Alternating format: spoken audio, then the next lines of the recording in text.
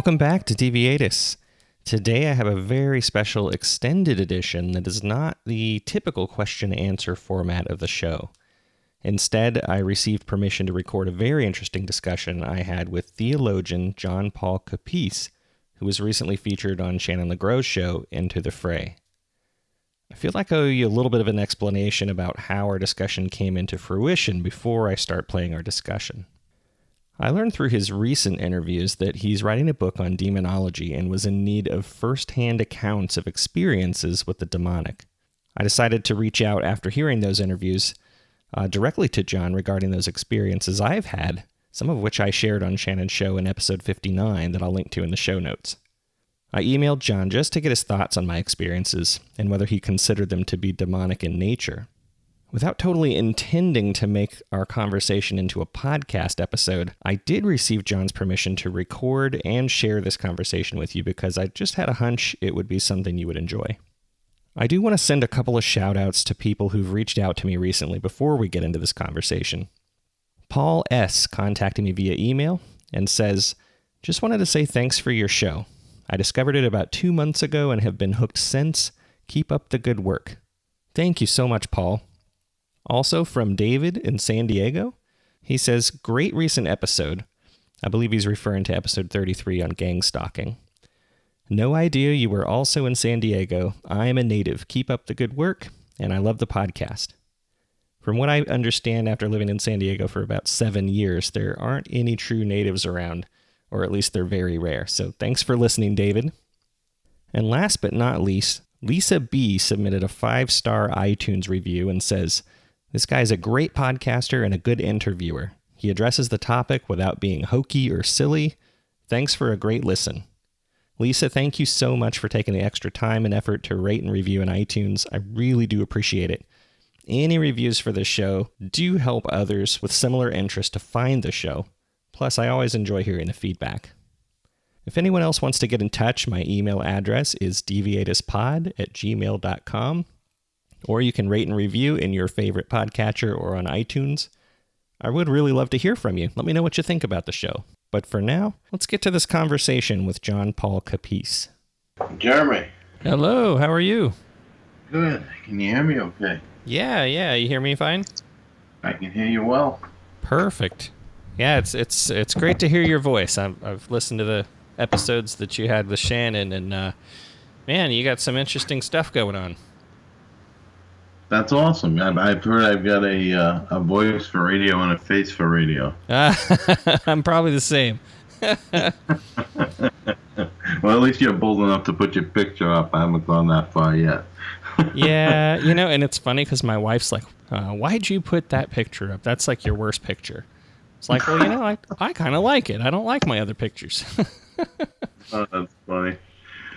Well, so I guess today, usually I'm on the question asking end. Yeah. But I'm up to, just regular discussion or anything. And like I said, I might use some of this to put out on my podcast, but I'm willing to just let you take the reins. And, obviously I know you listened to the episode about that Phoenix, incident that I had, or several incidents. Yeah, that was just awesome.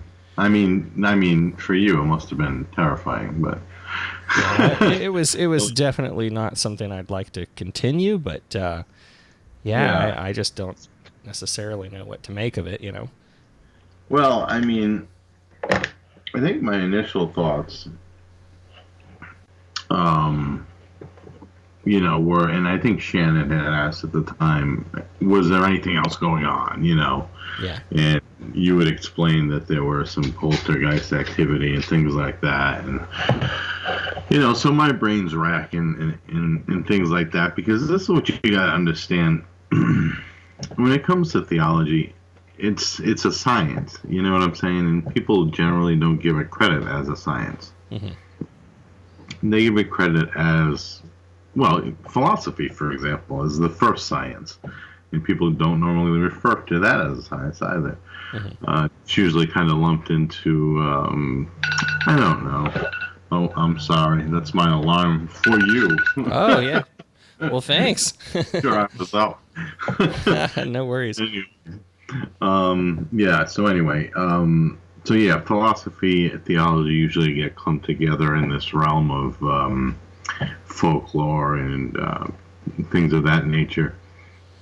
Well, I think back in the day, you were a theologian higher than anything else, right? Before you were anything else, before you were a doctor or an astrologer, you were a theologian. Guys like Michelangelo and Leonardo da Vinci. These guys were all theologians, and it was the pinnacle of their life to study, quote unquote, God's majesty. Now, I'm not a Bible thumper either, so things get really fuzzy for me.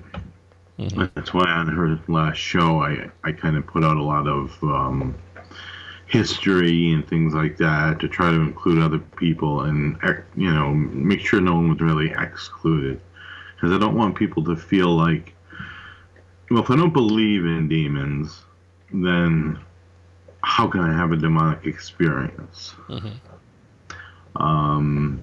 And I think I heard you mention something about busting out your old Catholic roots if they ever came down to messing with your kids or something like that, and I thought that was pretty funny. Yeah. Well, and in all honesty, it's just kind of like it was my last resort. I didn't know what else to try. I didn't necessarily think I had any sort of weapons in my arsenal, so to say, or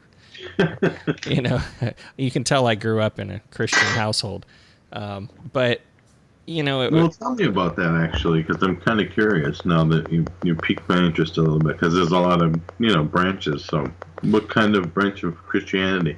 Well, to be perfectly honest, I think my parents switched denominations several times. I never really kind of bought into anything until somewhere around high school, where I kind of developed my own faith. But I started out going to private schools.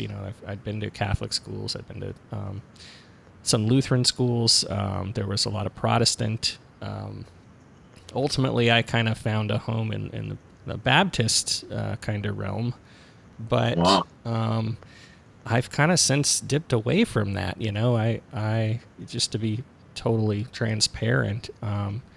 My wife and I, having a couple kids with some pretty dire medical needs, we started to get really frustrated when people found out that we were kind of like the needy people, and I didn't really I still believe in God and all that, but I think the people in the church and a lot of the places we lived weren't really reflecting what the principles in the Bible they're studying was portraying. And I haven't been to church for years now. That's unfortunate, because there's I don't know if I've ever met anyone that's actually lived an example of biblical life. Right. And my answer has always been, it's never anything inherently wrong with Christianity, Lutheranism, or Baptism. It's always the people who do something to screw it. It's the Catholics looking for indulgences, or it's the Baptists throwing you in a pit of vipers. It's always something that just makes him askew. Here in Rhode Island, and I know you're on the West Coast, so I don't know if you're familiar with this, but Bishop Tobin is the head of the Catholic Diocese here in Providence. Mm-hmm. And he recently made some type of claim supporting the fact that we should not have people begging for change on the streets of the city. And one of the cities up here made an ordinance where you couldn't beg for change on certain streets. And Bishop Tobin, in all his glory, came and supported this. And it was like the most anti-Catholic thing I've ever seen done. And here it was, our leader, and it was like bizarro world. Mm-hmm. So, when it always comes to that stuff, I've always put very little stock in what I've learned from humanity Yeah. and tried to put a little bit more stock in what I've learned through divinity, if that makes any sense. Because I get that some divinity comes through humanity, and I get that. Mm-hmm. But there's also some that comes through naturally. So the fact that you were bounced around a lot is really, really interesting to me. Well, I gotta share this one incident with you. I mean, Yeah. I think Catholicism, just like you said, generally they're the ones that are helping the poor in the community quite a bit when other denominations aren't necessarily. But this was a Baptist church around the same time as my Arizona experience. This is in Mesa, Arizona, and I remember that summer it was incredibly hot. It was it was getting up to the 120s, and there were like elderly people dying in their homes. Like their AC would go out in the night, and they would never wake up because it just got overly hot. The homeless people were dying on the streets. And I remember going to the church service. This was the back-breaking moment for me and my wife at the time. We went to this church service, and we walked in, and we're like, God, the AC must be out. It was like at least 100 degrees, if not hotter in there. And we go through the morning worship routine and the songs and all that, and then the pastor gets up and says, "Hey, just as a reminder, if you guys were wondering why it's hot in here, this is what happens when you don't pay your tithe. We can't afford to, pay the cooling bills." And meanwhile, there's homeless people that had approached the church that week, and they turned them away.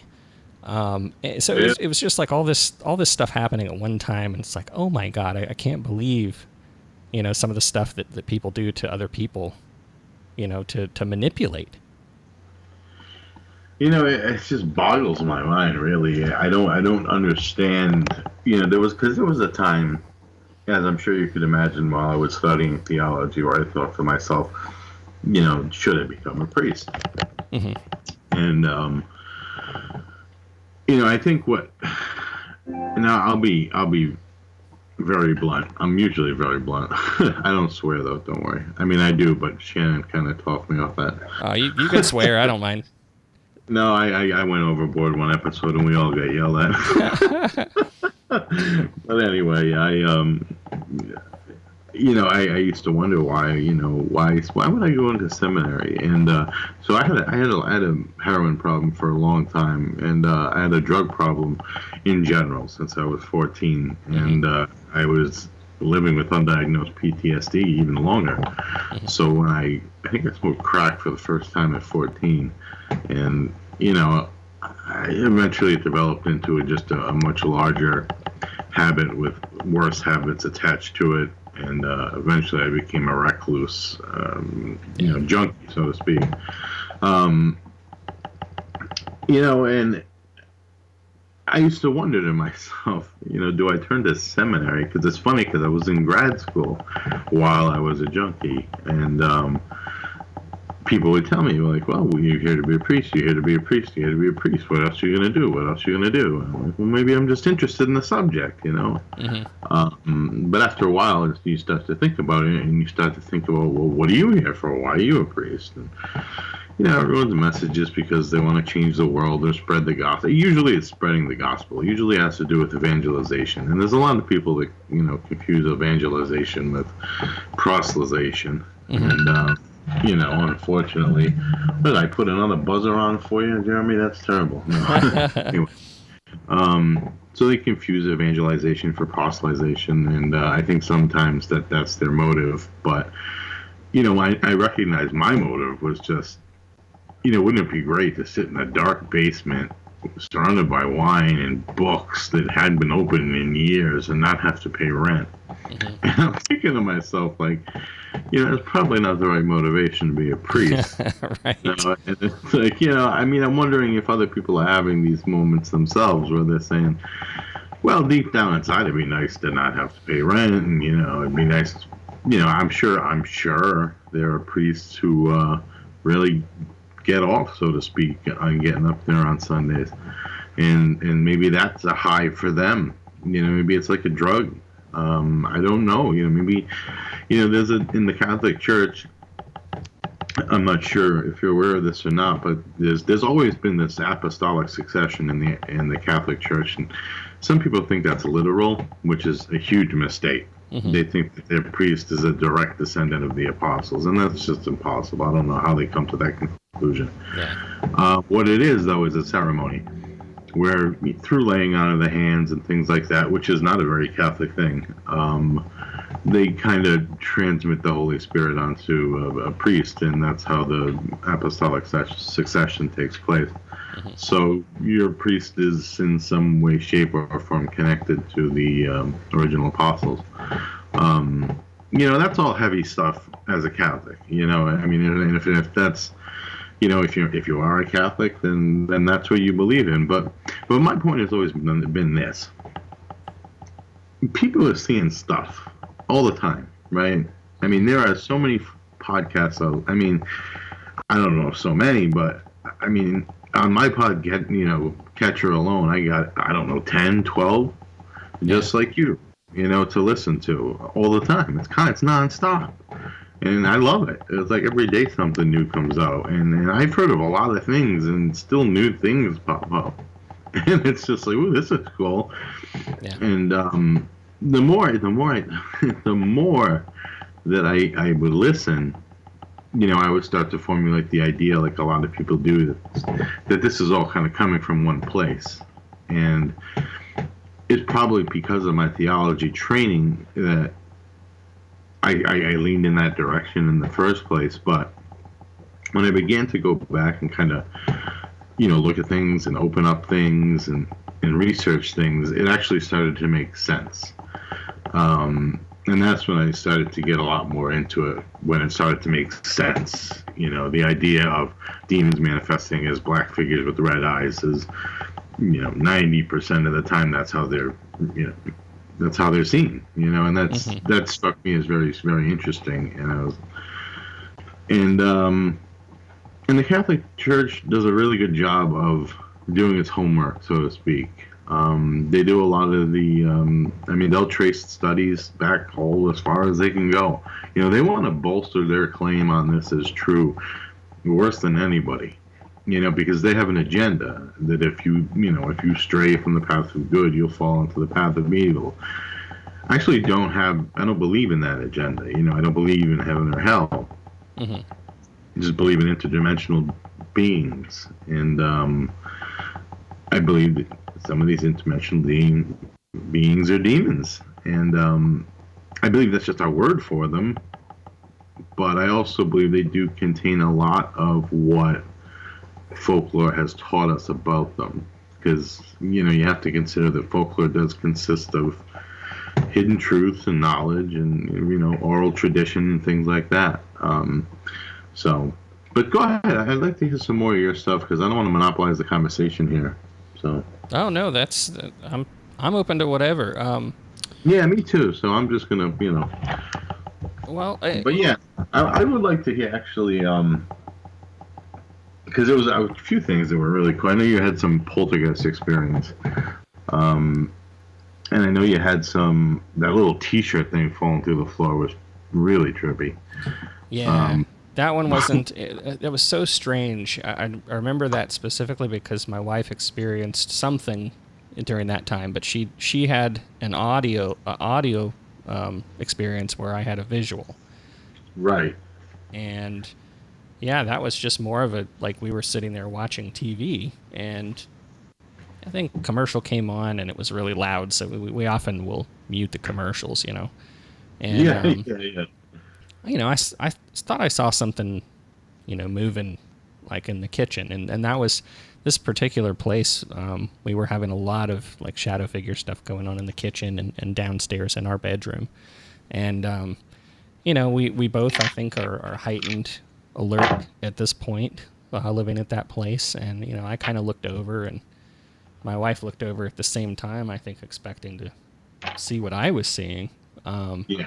And I saw that thing. It looked like it just came right out of the ceiling, kind of a steady, gradual pace. Not Not even as fast as if you drop something like gravity would pull it down. Maybe a little bit slower, but it was just kind of like undulating different shapes, almost like it was turning or, twisting or something like that. About the size of a wadded up T-shirt, and that's just what it looked like. It was all black. I couldn't see folds in it or creases or anything like that. It was just solid black, and the shape changed as it fell through the floor. And right about the time it hit the floor, that's when my wife said, like, "What was that?" And I said, "Did you see that?" And she goes, "Well, no, I heard something. You didn't hear that bang?" And I said, "No, I didn't hear anything." So we sat there for a few minutes and we just talked about it. And I said, "No, I explained to her exactly what I saw." And, kind of talked to her about the timing of it. And when it hit the floor, that's when you said, "What was that?" And I was like, "Well, how long before you said what was that did you hear the bang?" And she's like, "Immediately." So that's amazing. Yeah, it was a weird coinciding thing. We were both looking in that direction, and just two different experiences. And it, I didn't get any other sensations or like, sometimes every once in a while with those shadow figures you feel cold, but I didn't feel anything like that. We were a good maybe 20 feet away in the next room. It's interesting because when people describe shadow figures being formed, they and I think I wrote you this in an email. They describe them of sucking the darkness from a room. Mm-hmm. I've heard it being described as like a swirling mass. So yeah. That's the first place I went when I thought of it. I thought something was trying to manifest, by pulling in physical elements, to make itself physical. Because, and this is my brief philosophy lecture for the day to make this all legitimate. Mm-hmm. Now, where do I start? I guess we'll start at René Descartes. Okay, everything in this world today is kind of Cartesian and Newtonian. René Descartes and Isaac Newton. Everything is either mind, body, spirit, and that's René Descartes' contribution, or Newtonian reductionism. And I talked a little bit about this on Shannon's show, where we are a sum of the parts. We have my car's at the mechanic right now, and if it needed tires, it would be at a tire shop. And our bodies are no different. So these two guys had shaped a lot of what, Western civilization, the world we live in, the world in which we live today, is shaped a lot by these two guys. And I think people like the idea of mind-body dualism, especially when it's a bumper sticker. Right. But what it comes down to, especially with René Descartes, was more or less the proving of the metaphysical realm. So, he was saying that, if there's a physical realm and, we define that realm as such, which is, the realm we see and those we feel and that we experience, that's reality, right? And our brain in our head, our physical brain can affect that reality. Then he suggested that our mind could affect the metaphysical world, just like the brain can affect the physical world. Now, this was kind of his first thoughts on the whole thing, because when you think about it, right, 2 + 2, for example, you can't explain 2 + 2 to someone unless you take two things and put them next to each other and say these are 4 things. You know what I'm saying? You follow me? Yeah, exactly. Right. Same thing with colors, right? If I were to describe, what yellow is to someone, I can't even think an emotion to attach to yellow. Mm-hmm. I'd have to show them a banana. I would have to. But on the other hand, René Descartes would say that these numbers and these colors actually took up space in the metaphysical realm, just like, a pen takes up space in the physical realm. Mm-hmm. And that our mind can interact with these numbers and colors just the way that our brain can interact with our pen and the paper clips and the stapler on my desk. Mm-hmm. And this was kind of his doorway into mind-body dualism. And this was big for the church, whether they knew it or not at the time, and I don't think they did, because this is long after the church. Rene Descartes, he's somewhat of a contemporary philosopher. I want to say, I always keep notes handy when I do this. Yeah, I don't know. I'm not even going to hazard a guess so I don't get terrorized by the. Understood. You know how it is. Everyone out there with a bachelor's degree in Wikipedia University, but so I tend to stay away from dates. Anyway, so when you think of a material realm and an immaterial realm, things start to make sense. At least they do to me. And if you think of things that live outside of time, they would live in this immaterial realm. Demons is a convenient word for me because that's what I went to school for and that's what I learned, and it makes sense because I don't know, they've been talking about them since the cradle of civilization, for God's sakes. People have been pitting good versus evil ever since someone did something wrong, and I'm talking 6,000 years before Cain and Abel, and if you believe what other people are saying, possibly even way longer than that. I'm talking the basic outline of what we understand human civilization to be.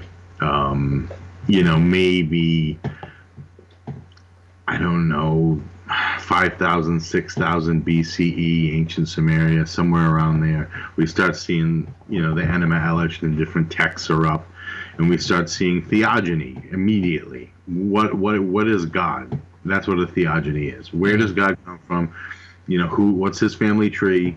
And we start seeing cosmology. Where did we come from? Those are the first things people start writing about when they start writing. The first things, almost in every culture. It's not like someone learns how to write and they start writing Garfield comics. This doesn't make sense. It's just, what do? You write down what you've been seeing for the past 1,000 years, but you haven't been able to write. And, the fact that there's been this ongoing cycle of darkness and light and thousands and thousands of years of unexplained phenomenon, and people today really, really, really give people of, ancient descendancy a really shitty rap. I think, personally. I always refer to them as such primitive individuals, and I always think to myself, how far away from them are we really? Yeah. You know what I mean? I know exactly what you mean. Yeah, I had a biology professor that outstretched his arm once, and he said his armpit is the Big Bang, and the tip of his fingernail is the entirety of human civilization. And he said if you took a nail file and just went whoosh, right across my fingernail, that would wipe out everything human beings had ever done, And I was like, that just made it was a great analogy, and it made so much sense in how insignificant we were. So when you deal with things on a level that is, immaterial, then you start dealing with things like knowledge, right? Deep knowledge, knowledge of the ages, knowledge beyond time, knowledge of the future. And all the demons are said to possess these things. And if gods, truly existed, they would possess these things. So really, that's where the question starts, is whether or not we have gods. That's really where the question starts.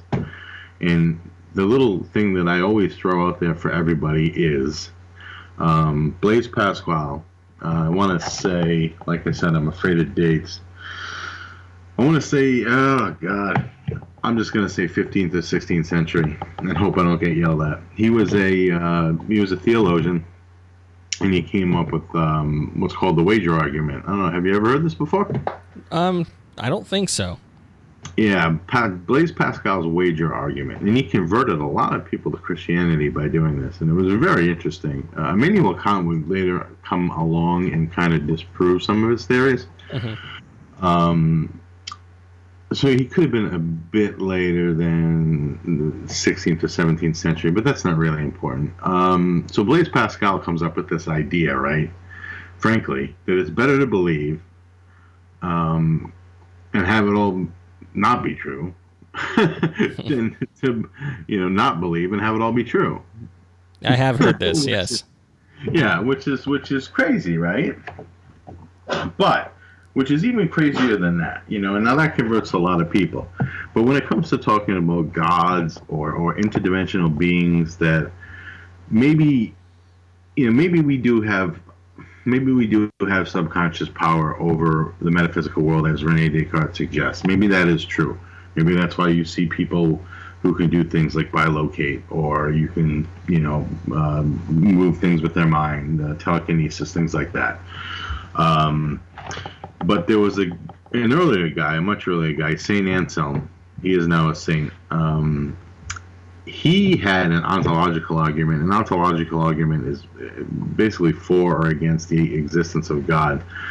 And Saint Anselm was really ingenious, and he basically used this theory of Rene Descartes' metaphysics before it was around, like 1,000 years before it was around. And his idea, and this is absolutely fantastic. You're going to love this. His idea was, and I'm going to pose the question to you as a question: if we were to come up with a definition of God, what would that definition be, in your opinion? Oh gosh. See, I feel all the Bible verses coming back in my head right now. I'll bet you do. Yeah. So, I guess all-knowing, all-powerful,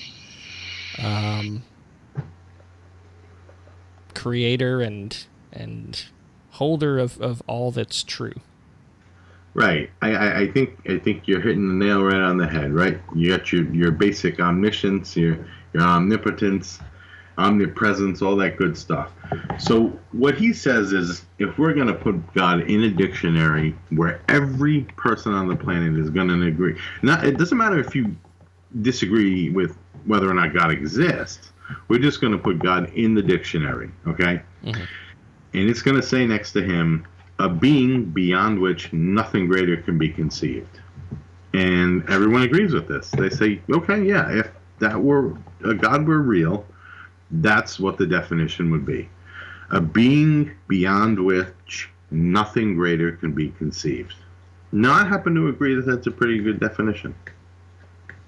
Okay. How about you? Sure, yeah. I mean, it kind of encompasses everything I've been told. Yeah, it's if we're gonna, talk about God here, I think, yeah, it's a being beyond which nothing greater can be conceived. Because if you want to talk about the famous flying spaghetti monster, I mean, a flying spaghetti monster with two heads would be better, wouldn't it? Right. So, I mean, it's got to be something greater than can be conceived. I mean, it's the greatest conceivable thing. Okay, so now, and this is ingenious. So he says to himself, of course he doesn't use the example I'm about to use, but he says, okay, so you have this, and he didn't call it the metaphysical and physical realm at the time, I don't believe. I think I don't know exactly what he called it, but that's what I'm going to call it. He says, okay, so picture this. You have a cheeseburger. Now, like I said, he didn't say that, but that's my analogy. He says you have a cheeseburger, right? And the cheeseburger, which version of the cheeseburger is better? The one that is in your head, the one that you're thinking about, or the one that you're going to go to the market and, buy all the stuff to make and actually make it, and it's going to be in a plate in front of you? Which cheeseburger is better? The one that exists in reality, or the one that exists in this alternate reality, or this other area? And you want me to answer? Sure. I'm going to say the alternate reality. You think that's the better version? That's interesting. That's the first time someone said that. Yeah, and the reason is that, I assuming the one in front of me is one I've had before, I know exactly what it's going to taste like. I know, by trial and error and experience that it's a good burger. I like it, and I've ordered it again. But the one I'm thinking of in my head might have a little extra seasoning or a little more cheese, or I'm gonna think about what to do different to improve upon it. Right. Kind of like going on a vacation when you plan for it and you get there and you're like, this wasn't as fun as I thought it was going to be. Yeah. Yeah. So that then the long and short of it is that part of it is true. And I'm glad you mentioned that, because a lot of people miss that part of it completely. The concepts you draw up in your head are far greater than the concepts of reality. Mm-hmm. They really are. I mean, I can dream of a wonderful... I'm going on vacation in September, and we go every year, and I always have these ideas that I'm going to catch, 50 fish like I did the first year, and I never do, Yeah. But... I got to tell you, though, that the cheeseburger in front of me was tempting because, on the other hand, it's like, I do this at restaurants all the time, like, I tend to order the same thing at different places I go because I don't want there to be a risk of having a bad experience. So I could see the other argument, too.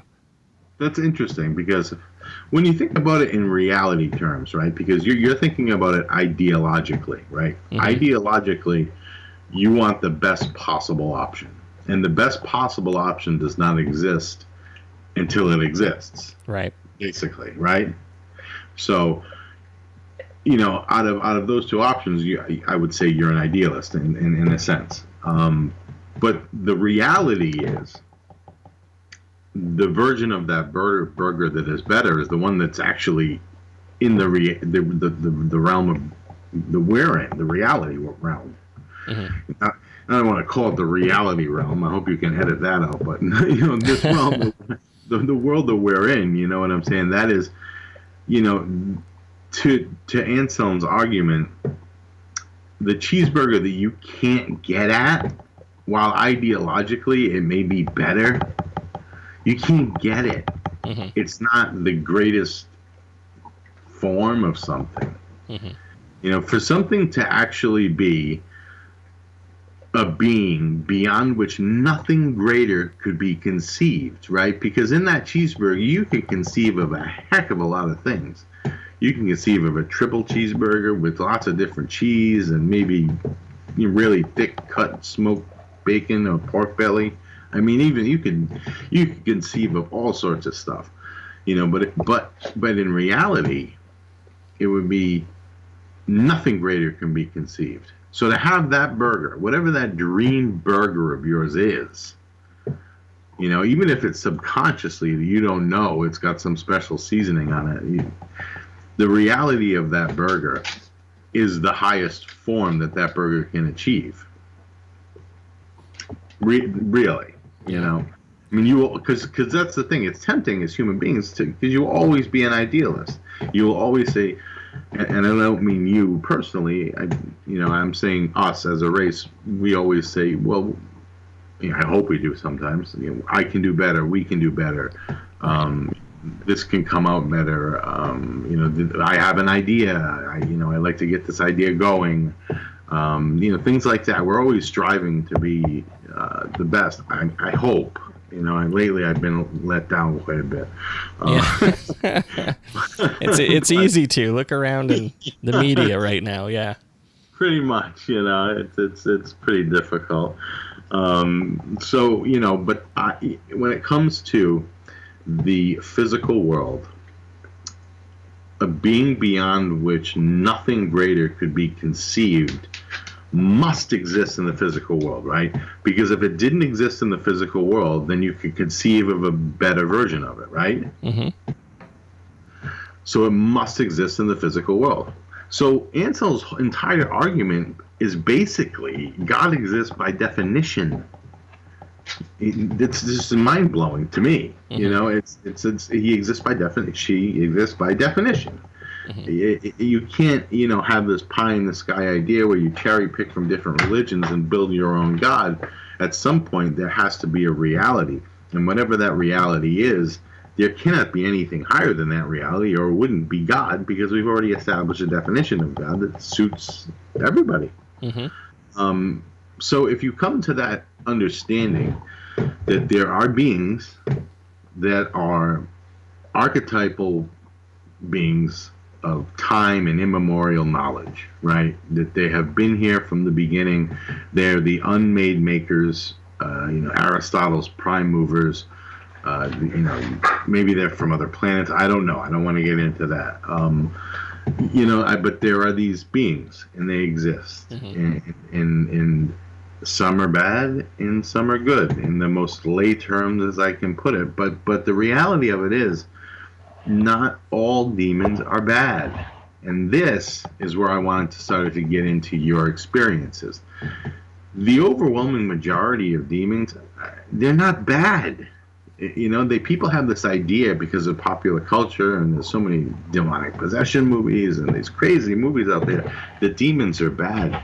And they're really, really, really not, right? I mean, so in the Torah, Satan, or the adversary, was basically God's prosecuting attorney. That's what he was. Mm-hmm. He was the guy who said, well, let's do this to Job and he'll blaspheme you. And God said, okay, well, go ahead and do it. I bet he doesn't. And then Satan says, well, I bet if we do this, he was doing his job. If you read the prologue in the Torah, it talks quite a bit about that. Mm-hmm. And, at some point, and this is what's so fascinating to me about Satan, Satan was never evil. Never evil. And I don't think he really is.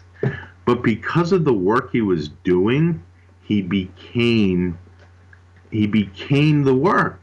Do you know what I'm getting at? Mm-hmm. Yeah, it's very interesting. It's like when you do something for such a long time, you become the work, or the work becomes you.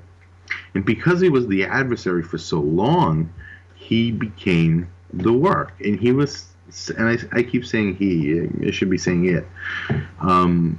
It became clear to him, and eventually, he just said he had enough. And that's, according to the gospel anyway, that's when you have the fall, the one third of the heavenly host, which has a number on it somewhere, which is astronomical. It's like over 100,000, I think, from Old Testament Torah. Yeah, from old, there's a bunch of references to the sand and the sea. Their numbers would be like the sand and the sea. But Alphonsus, I believe his name is Despina, actually gave a number. Like, I remember I said it on Shannon's show once, and I don't think I'm literally flipping through my notes. I always have notes out when I do these podcasts, just because you always gotta have notes with dog-eared, pages on them. Yeah. But basically, he put a number on it that was so it was like 1,685,673,538. Wow. And where did he come up with that number, first of all? Right. You know what I'm saying? Like, how does that even factor into it? Now, I'm sure he did it through some biblical knowledge. But, and then you consider the time, the Spina, I hate dates. But during his time, the population wasn't what it is today. So it was basically, we were pretty even with him, I think. 1 billion people, maybe 2 billion people. It was like every other person you ran into could be a devil. Gosh. During the Spina's time. And of course, that's the other big thing, the other hurdle. Demons are not in hell. Hell doesn't exist. According to everything I've studied, hell doesn't exist. Okay, hell is a fabrication of basically Dante's Divine Comedy, and it's promulgated through the church. It's not an actual place. People who are much, much smarter than me have always told me that hell is simply the absence of God. Where if you were a Catholic and all this were true, and you were to die, and you never got to see, what do they call it when you see God's face? There's a word for it, but I know what you mean. I can't think of the word either. Yeah, it's like some amazing word, beatific vision. If you don't get the beatific vision upon your death, then everyone goes to purgatory first, and then you get the beatific vision according to Catholic theology, and then you're in heaven. And to them, the absence of that heaven would be hell, and there's no actual place where demons are toiling and constantly whipping people. That's all from folklore, basically, and not just westernized folklore.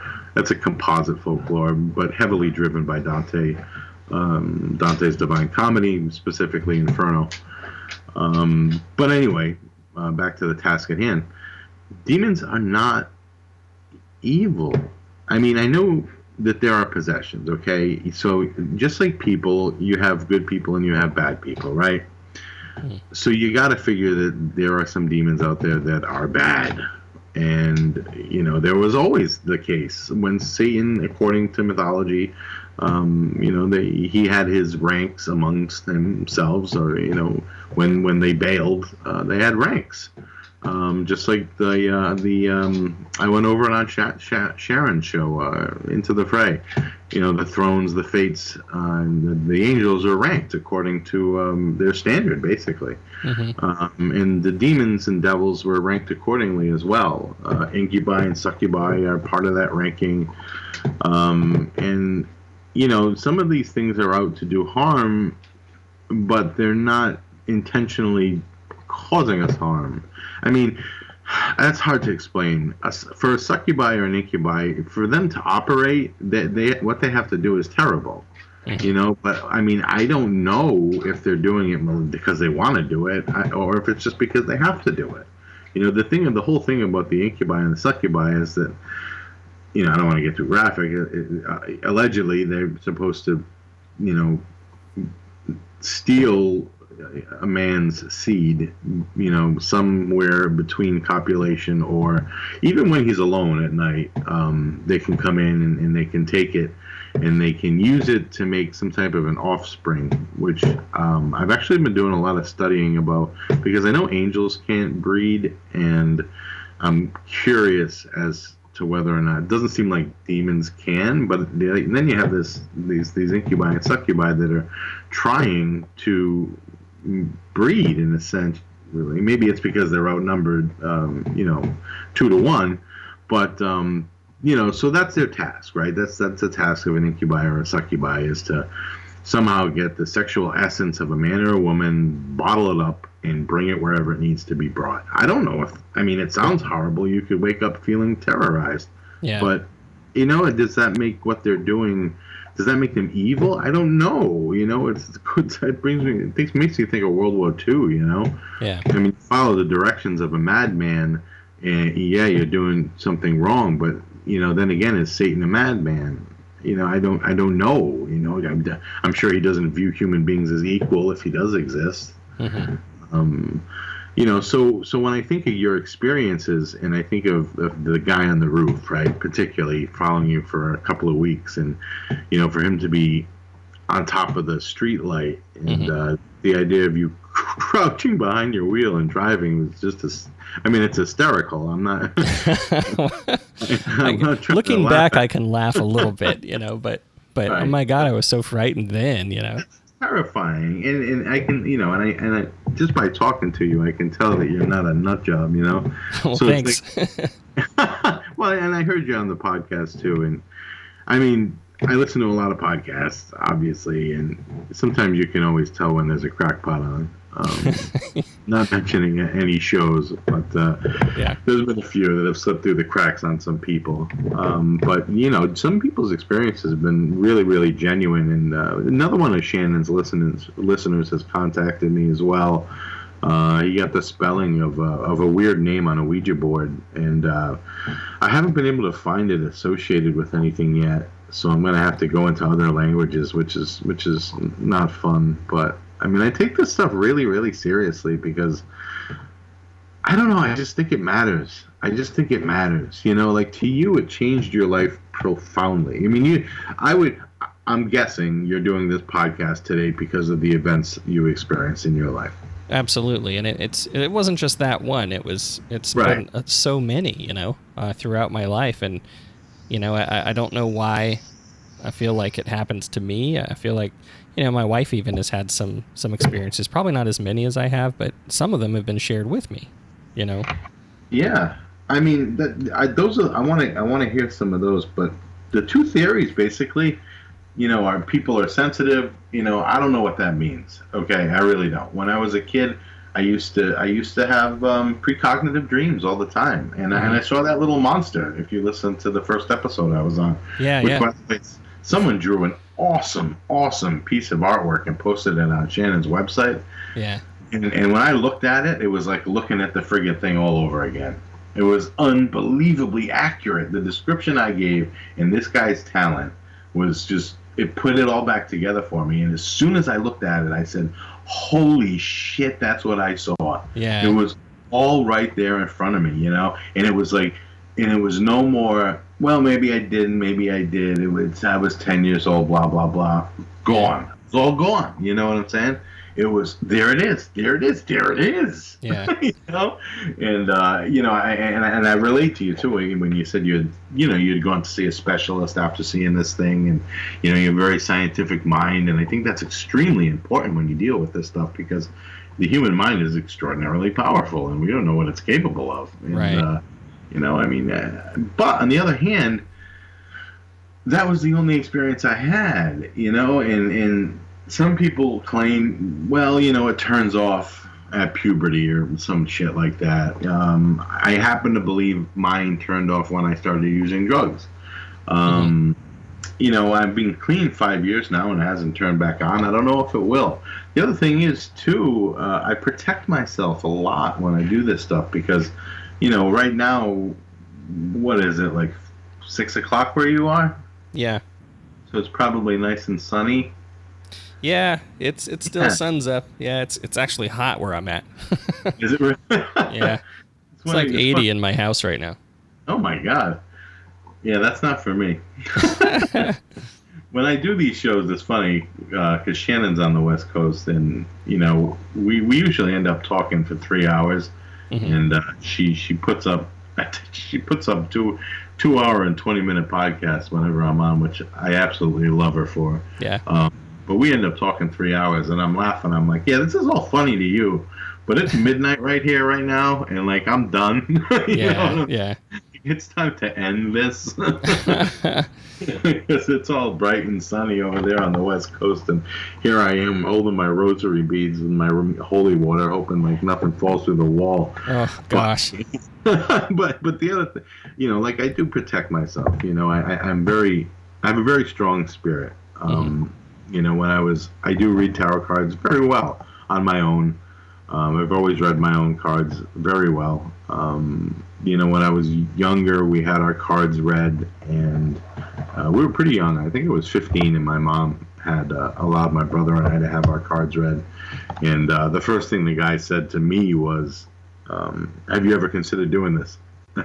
Like as a profession? And I was like, no, why? He's like, you got some juice, man. And I was like, cool, and but like I've never, I mean, other than that one critter when I was 10 years old, I've never seen a shadow man. I've never seen a dog man. I've never seen a Sasquatch. I mean, I've never seen poltergeist. I've never experienced poltergeist activity. None of that stuff. And it could be because I have holy water in my room and, relics and crucifixes and all that stuff. But even before, I had none of that when I was a drunk and an addict.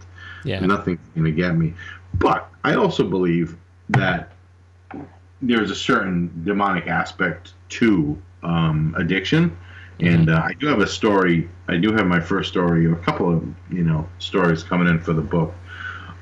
There's this woman. She hasn't told me the whole story yet, but she said, and I believe her. She's quite an honest woman.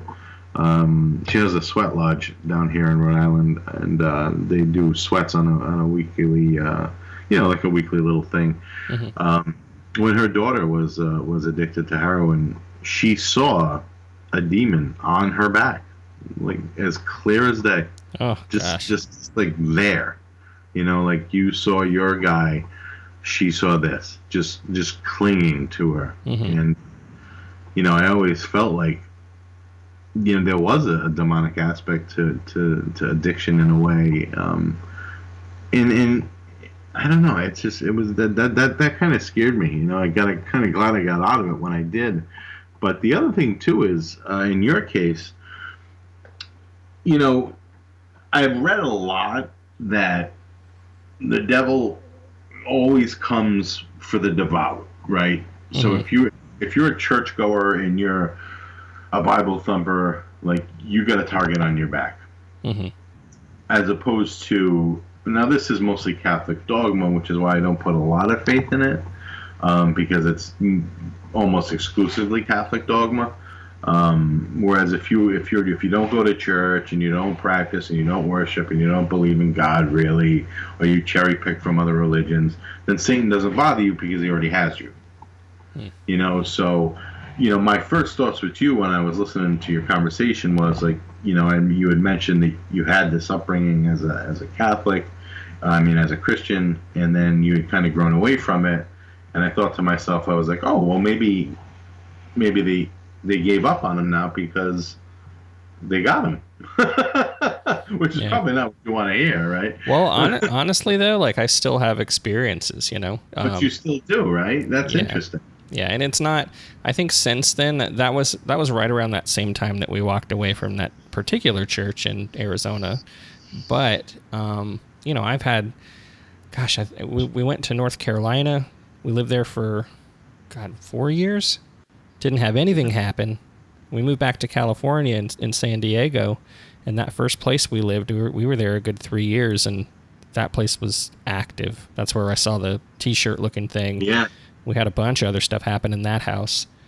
Haven't had too much happen in my current house except for, one or two things. And I'll tell you the most recent. You might be really interested in this. I'd love to hear it. Through the podcast, when I was first starting out, I was kind of reaching out to some local paranormal groups to see if they would want to be interviewed, just to kind of, get a few episodes built up to launch. And this is about a year ago now.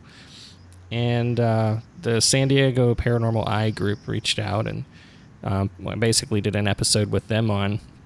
I've had them on a couple times now, but they invited me and they said, hey, why don't you come out to one of our meetups? They have like a public thing where I think they max out at like 30 guests, but they bring you out to a place and they teach you how to use equipment and let you get your hands on and stuff like that. And I started to get really kind of tight knit with them and started going out on every couple of weeks. Eventually they said, hey, do you want to do a home investigation? We've got some people that are sick or can't make it, but we have to do this home investigation. And I'd say this is, I don't know, right before Christmas. And I said, yeah, sure. I've never done this. I've never gone into people's houses. And, I basically, they didn't give me much of an intro as far as background of what was going on, except that they felt like there was, poltergeist activity happening there. And I said, well, like what? Because me and this other girl, Nicole, we were the first two to go in the house on our own. It's a very small house. And I said a couple big things. Things are flying off the top of the refrigerator, and then they had one doorknob. It was a glass doorknob, shatter right before somebody had grabbed hold of it.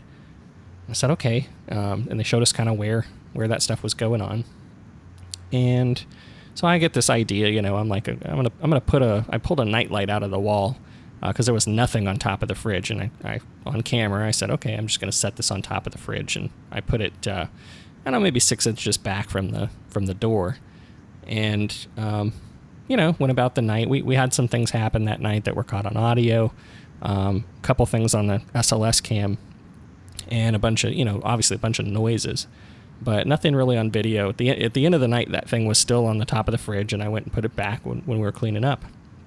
Well, a couple days later, I'm sitting at home. I'm reviewing some of the audio that we captured, and it doesn't even dawn on me that this is related until later. But my son's in the kitchen. He's sitting there doing homework, and we have what's like a bunch of those like strainers. We have some metal strainers, and there's a couple porcelain ones.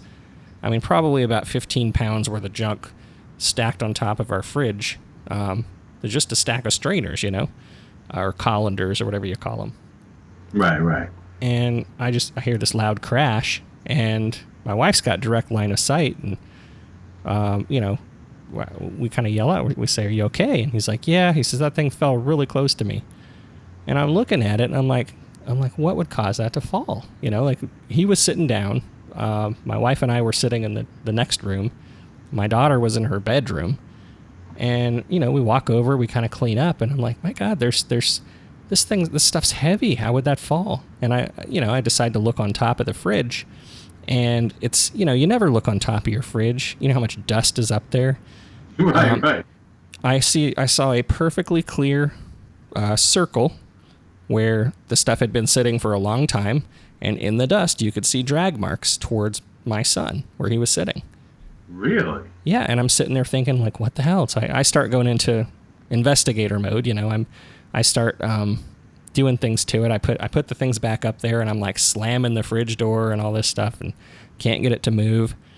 I decide to get a marble and put it up there and see if it rolls, and it doesn't. It actually, it probably rolled about an inch, and then it just sat still. I started opening and closing the door and slamming it. It wasn't moving any particular direction. It would shift a little bit, but then it would rest. So the fridge is level. And I thought, my God, like, I wonder if this is related to the other night. Yeah.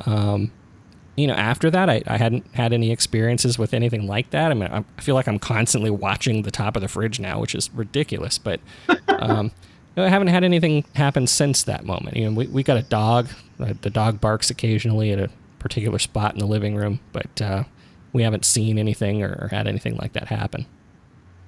It's amazing because in your case it kind of, every case is different, right? When you talk about this stuff, in your case is very different because it seems to break a lot of the rules, right? You have, typical cases where people are so-called sensitive, right? And they'll pick things up in different areas. Mm-hmm. And then you have places that are haunted, for example. Like in the woods, there might be a spot in the woods, a cemetery. There are also houses that can be haunted, right? And there's also a sense of a period of dormancy. A house can go into dormancy, mm-hmm. Where the previous tenant will have had all these experiences, and then a new tenant moves in, and it's kind of like the Amityville Horror. Allegedly, all this stuff happened there, and nothing has ever happened since. And it could just because everything went dormant. Right. But in your case, it's always these, little things, popping on and off, and there's really no rhyme or reason to it because you can say in the one case, like, well, nothing happened in this house, but a bunch of stuff happened in this house, but then, this happened here, and then my wife heard this, and then this happened with the fridge, and then, my dog, and then, like, it seems like a little bit of everything, so, my gut reaction, my gut reaction, as the theologian says, that you personally are under some type of demonic oppression. Mm. Now, which that doesn't necessarily mean a bad thing, because you got to remember that these things have all the ancient wisdom the angels did, right? Everything the angels had, according to Catholic theology, the demons have. Mm-hmm. Okay, now even if you take Catholic theology aside, and you go back to the beginning, this would be true. If there were a race of gods or godlike beings and they split, they would possess the same qualities. Okay, so everything the angels have, the demons have. They have knowledge of the future, the past, anything. And so is it one? Is it one who is attached to you, who's trying to push you to do something? I don't know. Generally poltergeists are basically they're what do they call it? Demonic infiltration or infestation. That's mm-hmm. what a poltergeist is defined as. But one demon, I'm sure, could cause havoc in a house if it were invisible at the time. But the thing is that people who do these podcasts, they always have had an experience that prompts them to do these podcasts. In most cases, right? Mm-hmm. In your case, yes, this is true. In Shannon's case, true, right? Right. The book that I want to write is prompted by what I saw. And if I end up getting into podcasting, it'll be the reason why. And maybe that's it. Maybe it's this nudge that says you need to talk about the metaphysical realm. You do, no one else. You do, and because of the way you do it, because of the way you deliver it, you don't know who you're going to reach. You've had some pretty interesting people on as guests. You've done very well. For just being a year now on podcasting. Yeah, well, thanks. I'm still trying. It's unbelievable. I always feel like if I started it, I would have basically, like months and months of just me, giving a history of demonology until the calls started coming in. But, that's why I think the book way would be better for me. Plus, it could be used academically. I'm hoping. But if you stop thinking about these things, not that you are thinking about them as bad, because it doesn't seem like you're afraid of them, except for that one thing. It does sound like you were pretty terrified of that. No, most of it is not anything that puts fear into me. Like I can be startling, but it's not something that I'm like cowering from. Right, exactly. Of course it would be startling. If I walked out of my room right now and there was a black figure, I would be pretty startled. But I think afterwards I would want to communicate with it. I told Shannon that too, and it's like the first thing I would do. If I could talk to any demon, I would want to go straight to the top. I would want to talk to Satan himself. I would want to say, tell me what's up. Clearly God isn't going to tell me what's up. I've asked. He doesn't answer. Usually when it's good to talk to God. It's always good to talk to God. But when he starts talking back, usually it doesn't work out too good. You think of like the Branch Davidians and people like that. But people like us who are on this quest for knowledge, right? Ancient knowledge and Fortean knowledge, and this is we call it esoteric because we don't think it makes sense to other people. And I think we need to be pushed in that direction. And if that's what we're here to do, that's what we're here to do. It's funny because Shannon wanted me to pull out the cards on her next show.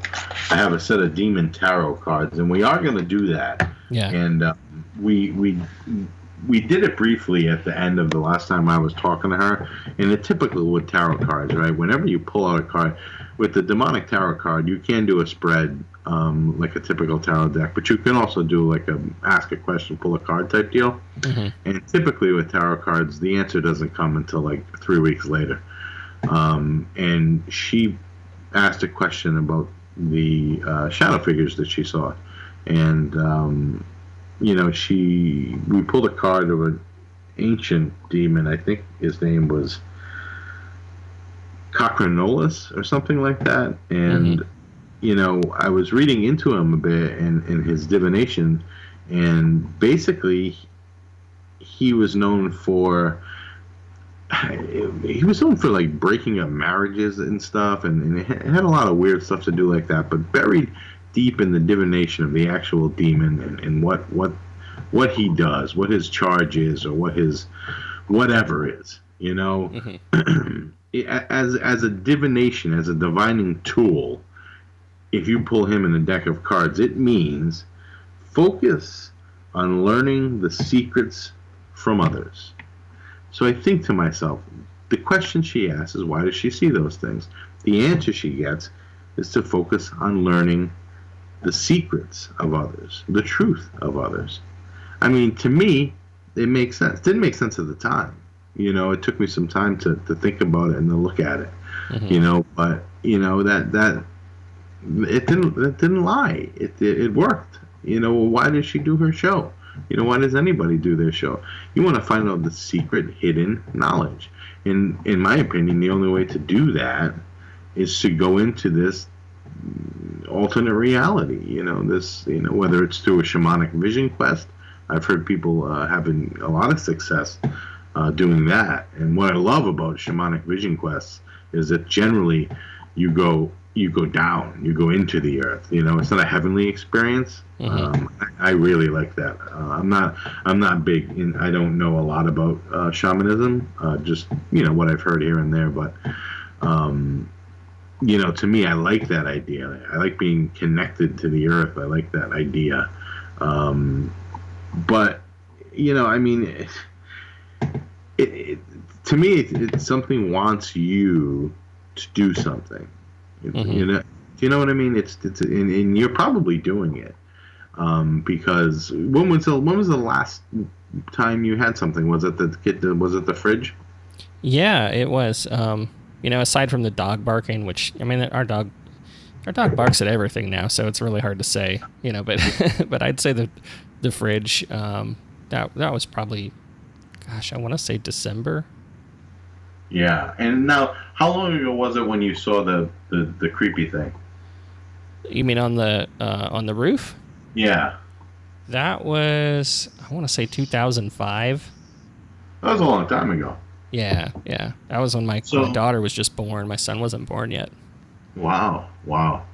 So if that's your top, is that your number one scariest experience? Yeah, I would say so. I mean, as far as regarding what frightened me, there was one other one that kind of frightened me a little bit. I can tell you about that if you'd like. Yeah, I'd like to hear the other, like your top three, kind of most terrifying experiences. Yeah, so the other one I talked about on Shannon's show was when I was a kid. I saw that shadow figure. Right. But that was, I'd say that's number 3. I think number 2 probably happened around 2011. And I was actually, this happened at work. I'm a radiologic technologist by trade. And wow. I was, my job that got me back to California was as a lead tech down at the hospital locally here. And I happened to be on lunch by myself. There's a little courtyard outside of the ICU that, patient windows, they can kind of see out. You can see in a little bit if it's like a smoggy day, but if it's bright, you can't really see anything. But I remember just sitting there eating lunch, and, what caught my eye was it looked like somebody was looking outside the window. And it's kind of, you do one of those where you do a glance. You don't want to like make eye contact and make it uncomfortable, but you do like a glance up real quick and look away. And when I looked up, it was a woman, long dark hair. She looked dead. Really? Her mouth was open, really wide, and she had her head cocked to one side. And to me, it's like, it sounds almost cheesy, like it was like one of, like something you'd see like on The Ring. Yeah. It was so typical of something you'd see in a horror movie, but it startled me. I basically I kind of jumped up, and I was sitting on one of those benches that was attached to the table, so I kind of tripped over. I almost fell out of the seat, and I looked up again real quick just to get a better view, and I didn't see anything.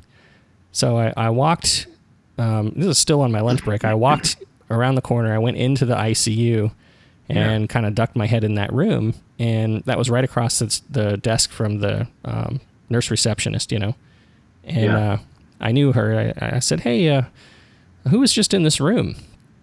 And she says, "Oh, nobody's been in there." I said, "Well, when was the last time someone walked in here? Because I think I just saw someone in here." And she says, "I've been sitting here for the last 2 hours, and there hasn't been a patient in there all day." So she says, "Nobody's in there."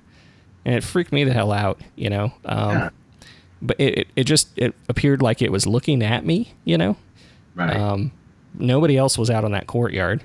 And, that one's just, I'm getting chills talking about it right now. Yeah, that's a freaky one. And as far as when people talk about this stuff and they refer it to movies and stuff, I don't think that has anything to do with it being like more or less reliable or more or less official, right? Because our inspiration for film and book comes from us, comes from our own experiences. So if someone wants to make the ghost in The Ring look like that, it's because maybe they had an experience like that. Yeah. I believe that. I don't believe that someone made up Pumpkinhead as an old reference, right? Because, well, this is a cool looking monster. I believe that maybe his grandfather told him a story of it, or maybe he saw it, or maybe he had a dream about it when he was a kid. These things come from somewhere. Just because that they match up nicely in Hollywood doesn't make them invalid in any way. You know what I'm saying? Yeah. And I have a tendency to say, you know what I'm saying, way too much. Oh, that's okay. I haven't noticed. Well, that's good. I do it. I'm a teacher, and I do it as like a tool whenever I say something to kind of prompt a response. And lots of times I get a lot of like cockeyed looks, I teach in the prison, but I also teach at a university here in Rhode Island. Yeah. But the cockeyed looks come from both places, so. Well, doing a podcast will help with that. I can tell you from experience. I teach once or twice a week usually, and that's helped in itself. But doing a podcast, listening to your own voice back, you find out all sorts of flaws, and then you start being ultra conscious of them. Right. It was funny. It was on the last time I was on Shannon's show. She was like, "You're gonna have to wear an elastic and snap it on your wrist every time you say." Yep. You know what I mean? It's self-deprecating, But you've had that. Now the other one, not the dead woman looking at you through the window. That was the one where you and your family was sleeping in the bedroom before you moved out of the house. Yeah. We had. You're going to your room. Right. Yeah, we had a fire going. We'd packed everything except our mattress, and it was, my mom and my stepdad and myself were on this queen mattress, no box spring or anything, and we had some blankets on it. And we had a fire go, and I think it was like 17 degrees that night, and we were maybe 6 feet from the fire, and I just remember waking up that night and basically looked in the corner. I saw what looked like a person, it's just shadow figure, walk past the flames, like right next to us. And I remember specifically looking at its legs, thinking like, is this a shadow of somebody? Is there somebody in our house?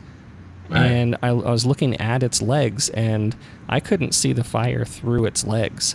It was so dark. And then it walked past us and hooked a right down the hall.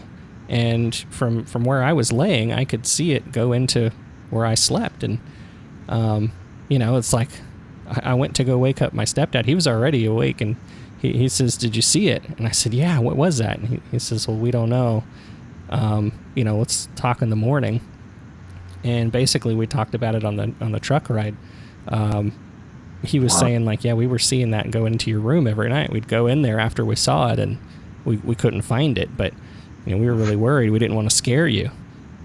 I'm thinking, going in there like every night? Well, not every night, but often. He said once or twice a week. Wow. Is that why you moved out of the house? No, they were having some financial issues, and some things didn't pan out, I think, career-wise while we were in Arizona. But that's when another time. It's funny, we always get drawn back to California. Me growing up, it was like, we left California several times. We always moved back here, and even, I got married. We moved to Arizona and then went to North Carolina, and now we're back in California. And I think we plan on staying here, but it always comes back here for some reason. There's something about Arizona, and there's something about Sedona. There's something about areas of California, and it's funny because I think of, I'm a fan of David Paulides, who isn't, and all of its clusters are on the coasts, and when you think about it, you say to yourself like, Arizona. I mean, the Phoenix Lights. I mean, California, and Sasquatch up in the northern regions, and over here on the East Coast where I live, Rhode Island is second only in vampire folklore to Eastern Europe. Really? It's insane. I mean, there are vampire graves. There are 3 within 5 miles of my house. Oh, wow. Yeah, and I don't know what that means. I don't know why things are. Maybe it has to do with the early settlers, coming here first to New England and settling, and I'm sure you've heard of the Bridgewater Triangle. Yes. So I've been. It's about an hour from my house. I've been there several times, and it's funny. I wanted to do a show up there. Call Shannon from the Bridgewater Triangle. Like, I'm not going up there unarmed. I don't blame you. Live from the Bridgewater Triangle. Let's try not to get eaten. Do you think, was there any resemblance at all to the figure when you were a kid to the figure you saw in 2005? No. I totally different. The one when I was a kid was just all black. It's just like, I don't remember seeing arms. I remember seeing legs. There you go. It moved unnaturally though. It's like the amount of motion the legs made per the distance moved was off. I just remember seeing it get wider as it, like, shoulder width got wider as it turned towards the hallway, and it just kind of moved on down, but it was the shape of a person, but it didn't move like one, if that makes sense. It didn't have arms? I didn't see arms. I mean, it could have been down by its side. Like, I didn't see them separated from the body. It just looked like one big blob that was about the width of arms and shoulders, but I didn't see them, spread out or anything. I did notice the legs separating, though. The reason I ask is because oftentimes when, and this is just from the books that I read, people describe experiences with demons as shadow figures. Mm-hmm. And something is always off about the shadow figures. 90% of people who claim to have seen a demon say that they are blacker than the blackest night. But there's something off.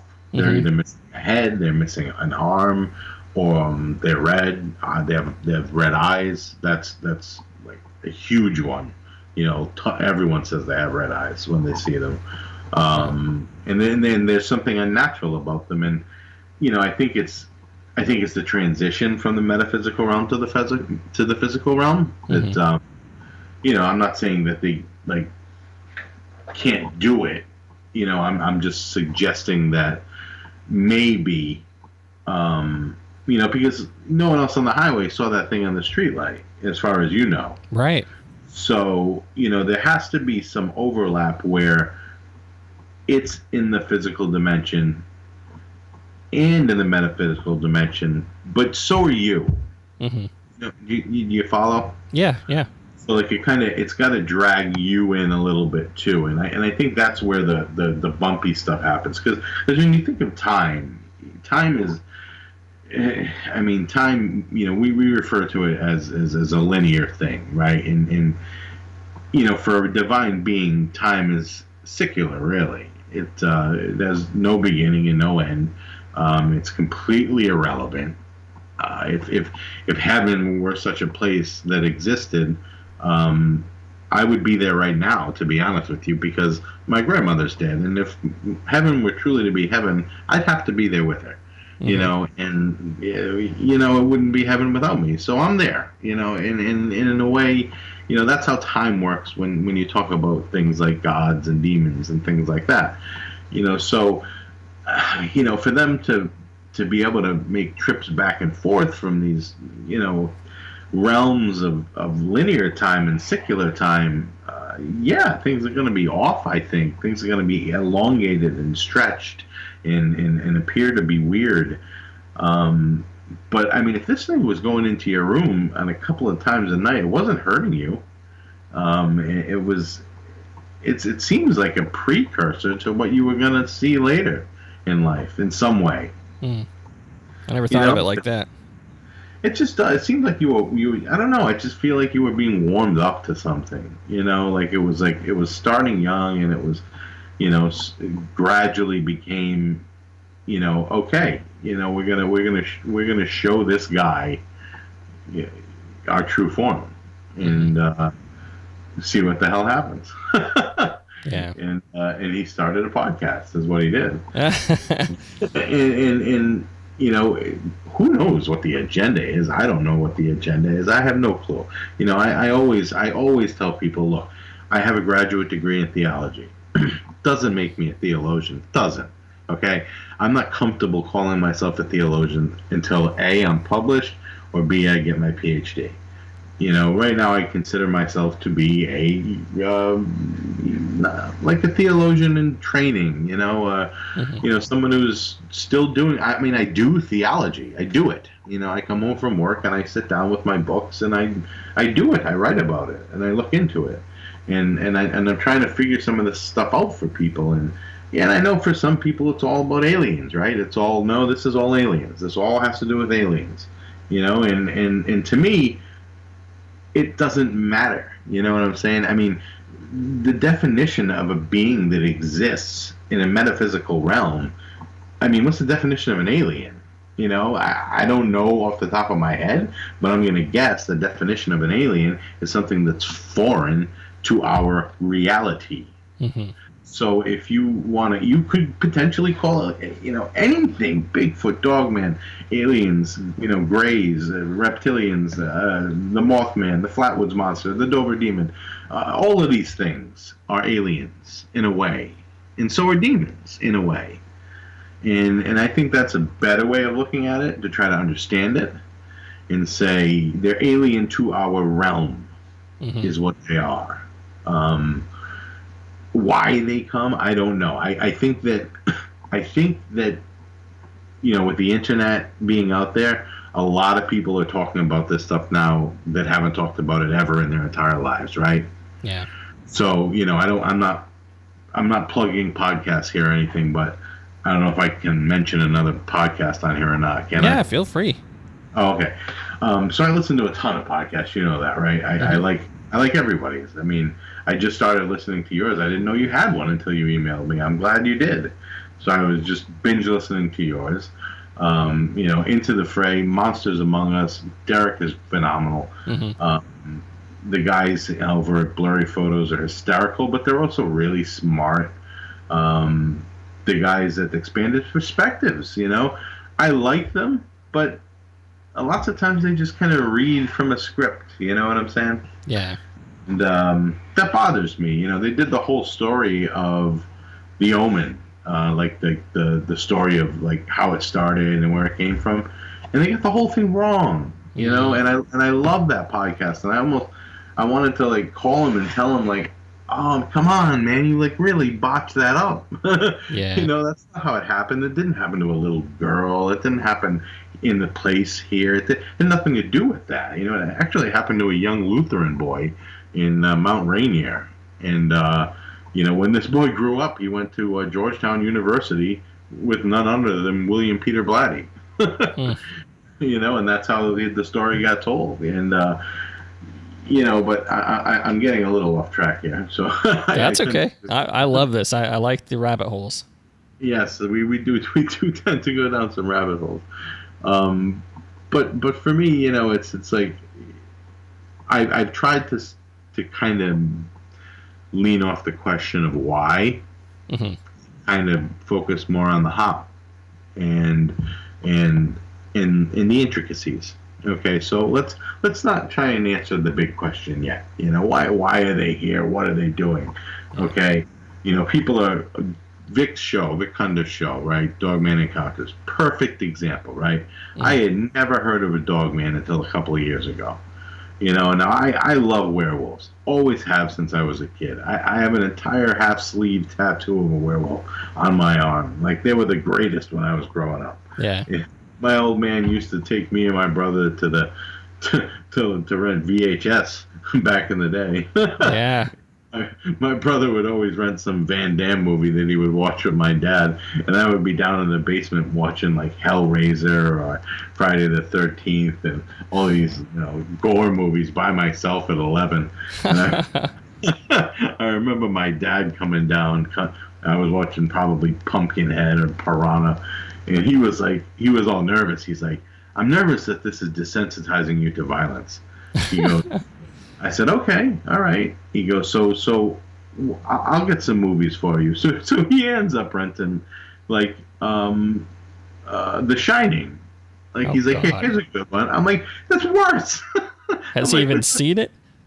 Of Yeah, he did. It's one of his favorite movies, you know. And he's like, yeah, The Shining. He says this is cycle and like Jacob's Ladder. So to him, like, you know, the gore aspect of it, he didn't like that.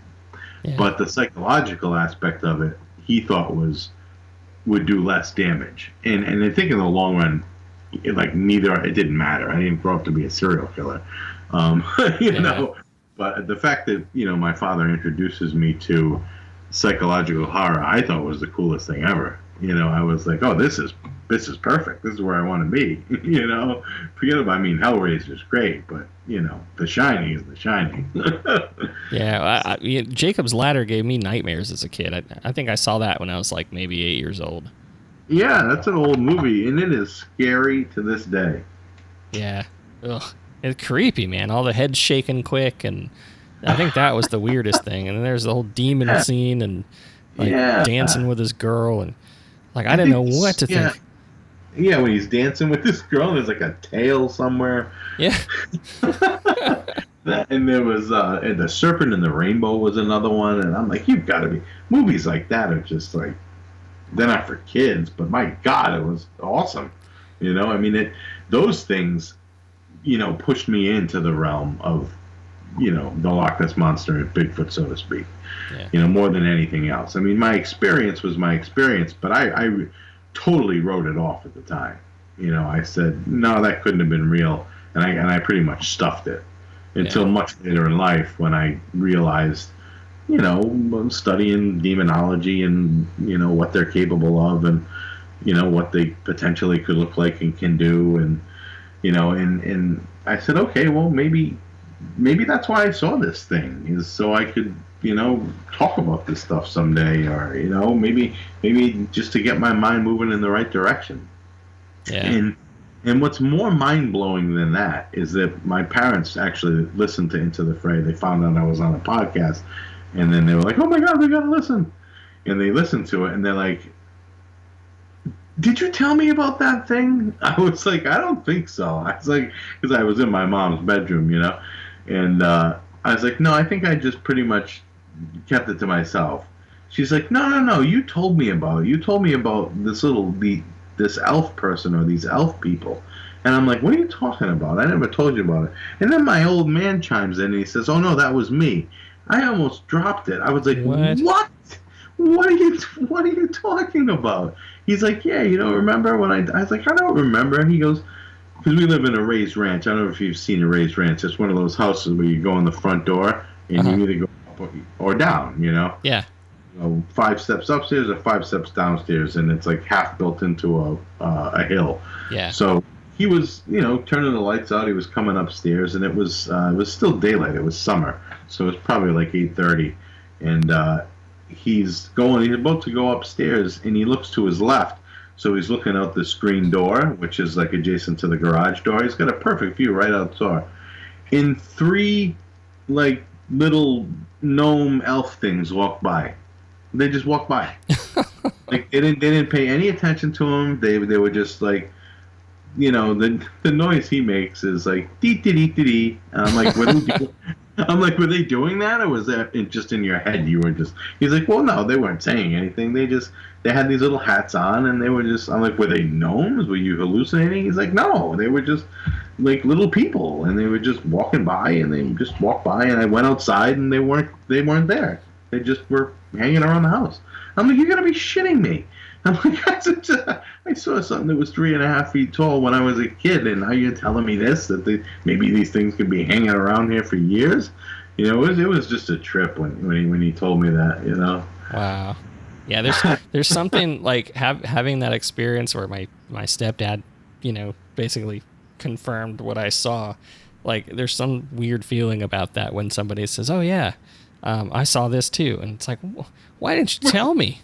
Why didn't you tell me? Right. Why didn't you tell me there's 3 of them, you know? That's so weird. Like, did they bring us cookies? Right. Maybe I'll bring something other than a stuffed alligator to throw at it. You know? I mean, it's just insanity. But, I mean, this was later on. I think I could have been about maybe 18 at the time. So this was much later. But apparently they were still hanging around, these little critters, and it was interesting because the first thing I thought of was Derek. He's really into this idea of these mirrored men, and but they really didn't meet any of those qualities at all. Yeah. They weren't dark, wearing cloaks or anything like that. They were just like little people walking by, like, little people walking by my house. And my dad was like, "What are they doing here?" And he just went right out the door after him, and they were gone.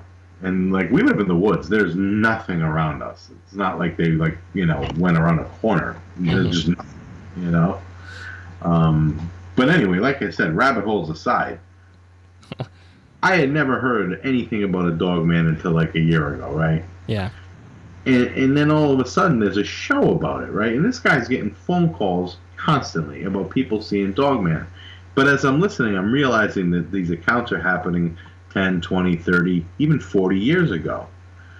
And I think that this is happening to all podcasts. I think people are starting to say, well, that thing that I saw when I was a kid, you know what? Now I have an outlet to talk about it. So it's becoming popular, and it's becoming, I don't know if we, if you believe in thought forms and tulpas, maybe we're giving it the energy it needs. Right. Maybe I don't know if I believe that. I believe that they've always been there. It's just that people are more apt to talk about it now, because you can be anonymous. You can leave an anonymous tip on someone's show and say, hey, look, this is what I saw. Believe it or not. You know what I'm saying? Yeah.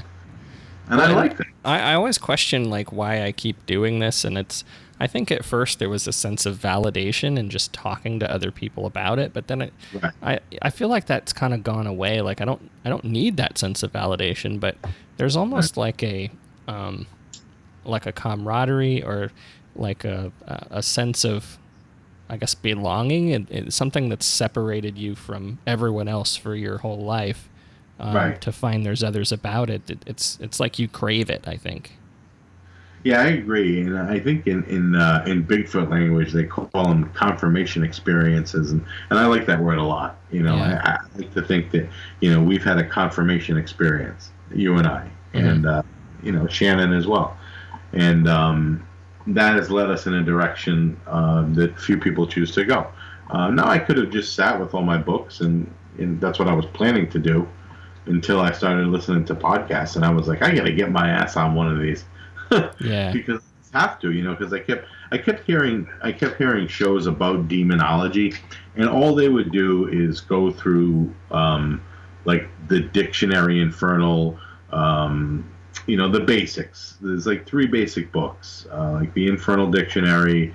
There's Colin DePlancy, I forgot what he wrote. Pseudo-Monarchia Demonium, and then there's the Witch's Hammer, which has a lot to do about witches. There's these 3 basic books that everyone goes through, and then there's all these dictionaries, right, with demons' names in them, and a lot of them are based on Colin DePlancy, and DePlancy just made up a lot of this stuff. A lot of it, he just made it up. Clear, like in some of it says this is a creation of DePlancy, and they just go on and they talk about these demons, and they just read from these dictionaries. Oh, here we have, Astaroth. He's a Duke of Hell in command of 48 million legions, and he does X, Y, Z. And then they Google it and find some guy who can tell you how to summon Astaroth, which is bullshit. And this is what I was hearing on the radio as far as podcasts. And I'm saying we got to do better than this, because when you think about religion, right? There's nothing inherently wrong with religion. It's been around since the dawn of time, right? Like I said, as soon as we started to write, we wrote cosmology and theology. As soon as we started to write. Right. Maybe we write down the names of our kids and our ancestors too. That's probably important. But people wanted to know, who am I and why am I here forever? So when it comes to gods and demons and things like that, I believe there's an extra level of importance involved, because the Catholic Church doesn't get that big. The Lutheran Church, Protestant churches, religion doesn't get as big as it gets without there being something real about it. Do you know what I'm saying? Yeah. No, I agree. And I mean, there's got to be I don't know. Whether they get it right or wrong, I mean, there's something that unifies us all, and I think they're onto something there. Perfect. Yeah. But again, I think you're way more well studied on all this than I am. It's you can kind of sit there and guess, or you can choose who to listen to, and it's just it's tough. I feel like at the end of the day, there's not a lot of resources to really get concrete answers, and I just kind of come to the conclusion that there probably will be no concrete answers. You're right, and sometimes we have to live with that fact, and that's kind of where I've come up with. And the best advice I can give to anyone is, whenever you do research on this stuff, you start at primary sources. You go to, so the Bible, for example, is a primary source. Mm-hmm. And I'm sure you're familiar with the Apocrypha, right? The books that didn't make it into the Bible. I have not read it, but I do want to. It is phenomenal, some of the books in there. They have the Gospel of Mary Magdalene is in there. They have the Gospel of, what's his name? Judas Didymus Thomas, I think, or something like that. It was Jesus' twin brother. And, right. And then they actually have a humorous account of Christ as a child in there.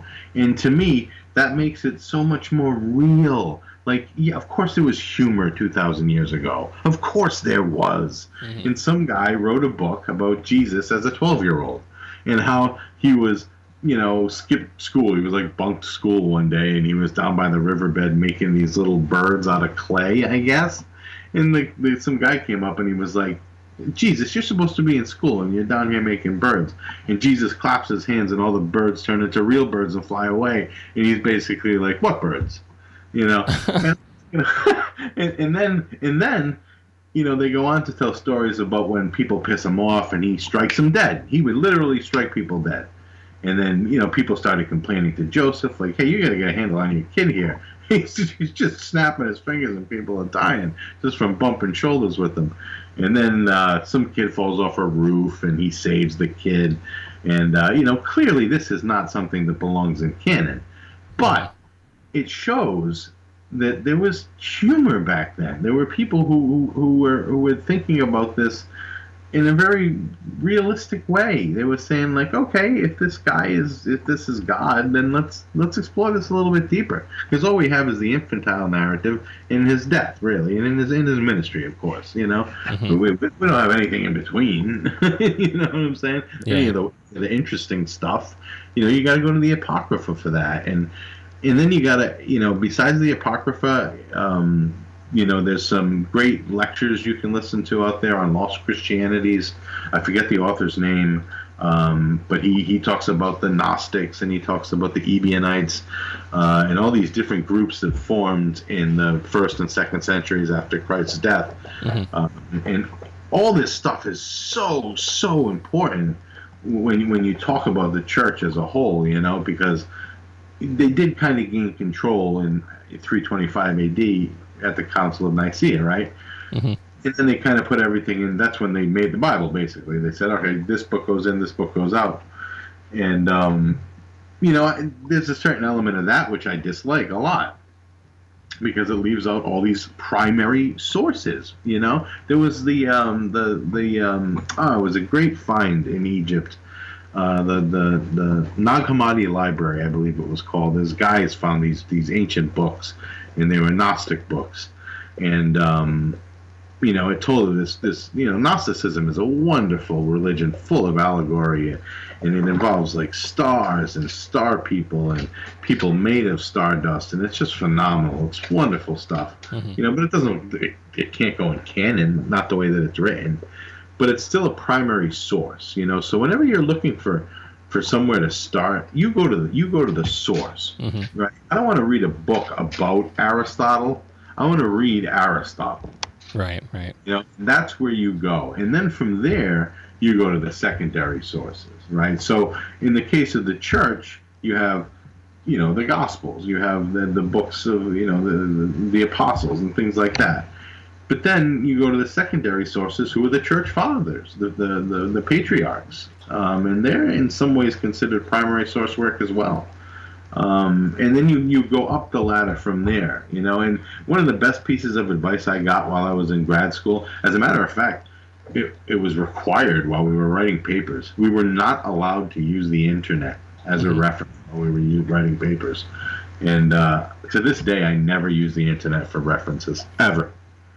You know, I just completely stay away from it because it's just you know, when you write a book, there are checks and balances. You know, if you're going through a publishing company, and you have to match them up with other things, and then you can't just, you know, when I was a kid and Wikipedia was, you know, less than what it was, I would just go on there and change things for stupid reasons, you know, just to piss somebody off. Right, you know, change like someone's baking bread. We'll change the temperature by 20, you know, whatever, 20 degrees. Oh, that's mean. it's just because you know, I was a pissed off 21-year-old at the time. I was just mad at the world, and of course we would say things about kids we graduated high school with, and, you know, just funny, stupid stuff like that. But they've restricted it, and I get the idea of it, right? I do. But there is a huge difference between wisdom and knowledge. A huge difference, right? Wisdom is almost, in a sense, I mean, it's gained, yes. It comes with knowledge, yes. But it's also imparted. Wisdom is imparted by something, right? So that thing that you saw, as far as I'm concerned, that imparted wisdom on you.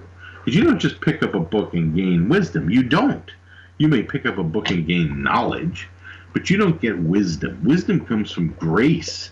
It comes from things from the astral plane, and that's what it's all about. Wisdom, you know. And I mean, I don't know. You know, I don't know what more to say other than that, because that's what I'm focusing on now. And the best way for me to carry on my work is to talk to people like you and find out more, because, you know, after you hit a certain amount, you know, once you go past the first and secondary sources, you start to get into the tertiary sources, and it starts like, okay, you don't want to go any higher than that. I don't personally. I want to go out and I want to dig, man. I want to find some people who have had some experiences. I want to talk to them. I want to look them in the eye or talk to them on Skype like this. And I want to hear them. I want to hear their voice. I want to find out what's going on, because the Vatican is they're doing exorcisms, right? They're doing them. There's no way that they're not releasing numbers, you know, they're not, but they're doing them, they're sanctioning them. You know, I just read the other day that I think 300 people have been stigmatized. They have received the wounds of the stigmata. 300. Wow. But only 60 of them have been canonized. And to me, that's amazing. It's like, well, what happened to the other 240? Were they just not Catholic, or were they just like bums, and you were just like, oh, we can't have this? You know, or were they medically disproven? You know, I don't know. But you know, when you think of an institution like the church, and you think of the things that they're capable of hiding, you say to yourself, you know, okay, 300 stigmatists over 2,000 years, that's a long time. But the stigmata is much more rare than demonic encounters, right? Mm-hmm. So who knows what we could be looking at here as far as possessions, actual possessions, you know? I mean, we could be looking up in the thousands per year. We really could. You know, and I don't think I'll ever get that answer until I actually find a priest who is willing to talk to me about it openly. And I don't know if that's going to happen, you know? Yeah, I haven't even heard of that. I mean, I think the closest thing I've heard of is they found the priest's diary from the which exorcism was that? I think it was the one that they made the actual Exorcist movie about, but I think it was a boy, not a girl. But they published his diary without the permission of the family, and now there's like a big legal thing about it. Yeah, but he's dead, I think. Okay, so that's a different than the one from The Exorcist, the book, though. But there was a couple where some people had died, and in Mexico as well, some people have died as a result of exorcisms. Mm-hmm. But the one in regards to The Exorcist, his name was Douglas Dean, and he was a Lutheran boy of 13, and he picked it up from a Ouija board, actually. Wow. And but everything about his was published at the time because there was so many there was 40 eyewitnesses. 40 people saw this kid do things that were, archetypal, activities of a possession. Yeah. Speaking in tongues, bulging of the throat, arching of the back, not eating, levitating off the bed. I mean, all of this stuff. No spinning of the head and throwing up green puke, but everything else spot on. And there was 40 witnesses, and the Lutherans couldn't do anything. Ultimately, I think it was three Catholic churches. I mean, three Catholic priests that went in there, and I think it took, I want to say, 4 months to exorcise this young man, and he recovered fully, like I said, and he went to Georgetown University, where he met William Peter Blatty, who later wrote The Exorcist, and that's how it all got kind of kicked off with his experiences. But his case of possession was a case of what they call it's not full possession. It's like yeah, I guess it is. It's like total demonic possession or full possession. Right. And the only way, there's different stages of possession and different stages of oppression. There's different stages of all the stuff that I talk about. Oppression. What was the one I was saying earlier that was linked to poltergeist activity? Like demonic attacks and things like that. Like there are levels to this stuff. It doesn't just happen like boom, you're possessed, right? Right. The first stage is actually oppression. The first stage is actually obsession. You become obsessed with something. Maybe a podcast, for example. Maybe drugs. Usually the first step is obsession, and that tends to lead you in a different direction. And then there's diabolic siege, and then there's things like oppression, and typically during the oppression stage is when they show themselves to you, which is why I thought that maybe you had some type of demonic oppression surrounding you, which, like I said, isn't necessarily a bad thing at all. But from oppression, that's where they can sometimes gain possession. And it's called perfect possession. I'm sorry. There is imperfect possession, but this kid, Douglas Dean, was a case of perfect possession. And the only way, as far as I know, that someone can be cured of perfect possession is God. That is the only way. So the priests, everyone there helping, did absolutely nothing. It was all divine intervention at that point. Wow. Once you get to that stage. And, so who knows? I mean, there could be people dying out there from botched exorcisms. I mean, there could be misdiagnosis. I mean, I know that the rules in order to get an exorcism require a lot from the healthcare community. They require psychological evaluations. They require, probably multiple ones, counselors, medical diagnosis. I mean, they really, really don't leave any stone unturned when it comes to, the last step is an exorcism, Right. So they're doing their work there, obviously, because some tragedies have occurred in the past. But, I want a number, man. I want a number. Yeah. I want to know how many of these things are going on every year. I want someone to call me, I mean, I'm getting some good tips over the last few months about, I saw a demon on my daughter's back or in your story and stuff like that. But, I want someone to call me up and say, I was possessed, come down and we'll talk about it over coffee. Yeah. I think, hell yeah, where are you? I'll fly there, Well, maybe we can connect you if someone's listening. I hope. I really only have about another 10 minutes or so to chat, and that's fine. I told someone I'd bring up a case for you. Awesome. I don't know if you listened to the one with Samantha Lang, where she basically had the childhood Ouija board experience. I did.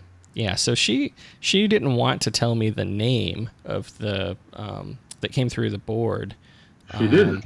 She did not. She emailed it to me, but she didn't want to speak it. Awesome. But I wanted to let you know what that name was. Uh-huh.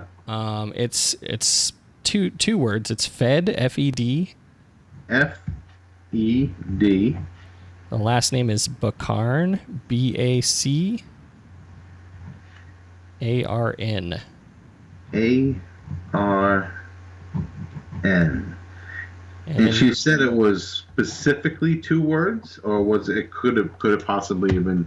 Well, she didn't say specifically. She says in parentheses after she says the name, she says or something close to that spelling. She said basically it told her and her sister that it was 1,000 years old and it came from Mars. And she was kind of laughing at that, like that's crazy, But I'd never heard anything like that. I tried to search similar terms. I couldn't come up with anything online, but I'm sure that most of the stuff you're into is not going to be anywhere accessible on the internet. Yeah, well, Fed. I mean, you could break it up into 2 words, or you could break. See, the other thing you got to do with some of this stuff is you got to find it in Latin, and that's the hard part. So if you can't find it in English, you got to go find it in Latin, and that really, really sucks. Yeah. But hold on, I'm doing a cursory search right now in one of my books just to see if that one was in there. Okay. And real quick, let me just check with Karn.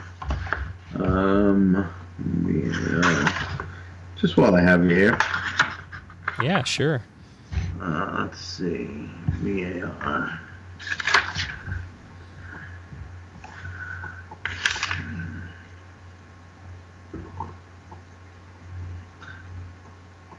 See, a lot of these guys have alternate spellings as well, which is scary. I have Baccarat. It sounds close. And I have back here. Hold on, there could be a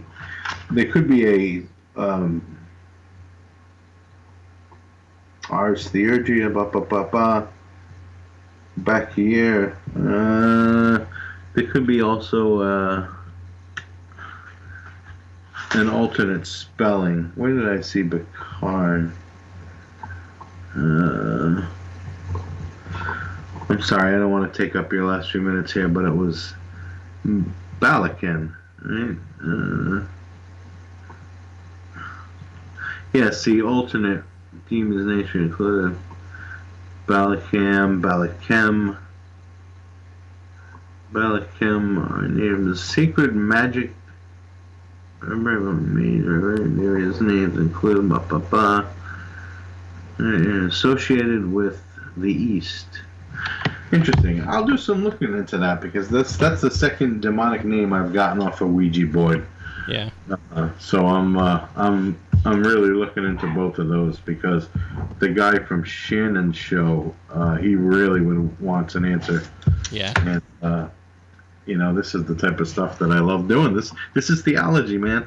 Yeah.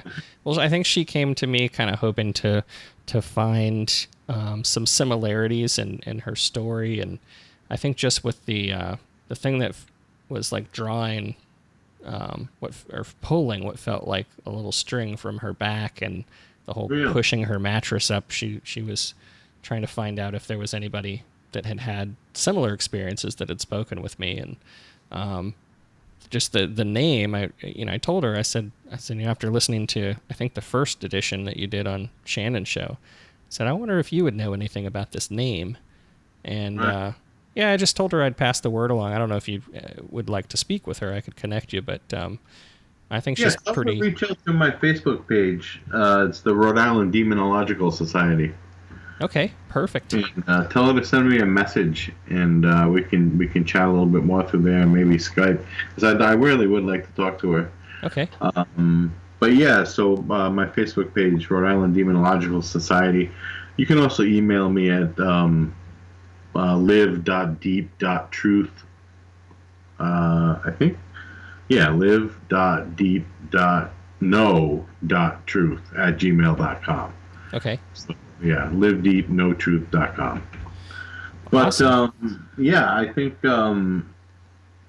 I don't know. In the future, yeah, I know you got only a couple of minutes left, but in the future, I'd like to keep this maybe open as a collaborative thing.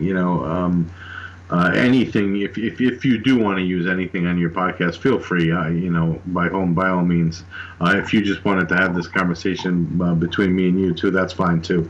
But anything in the future that pops up, give me a call, give me an email. If you get referred to, if someone calls you with a story, maybe send them my way or vice versa or something like that.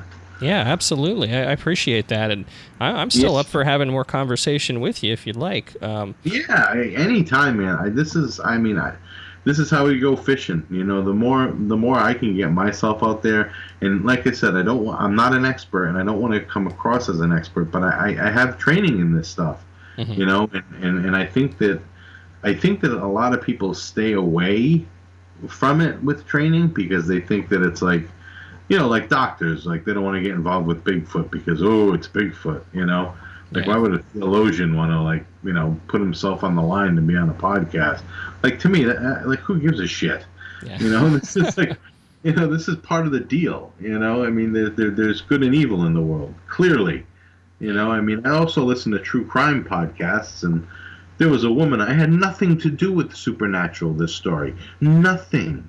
But she said when she looked in the serial killer's eyes, for a second they turned completely black. Oh, gosh. Black. That's what I'm talking about.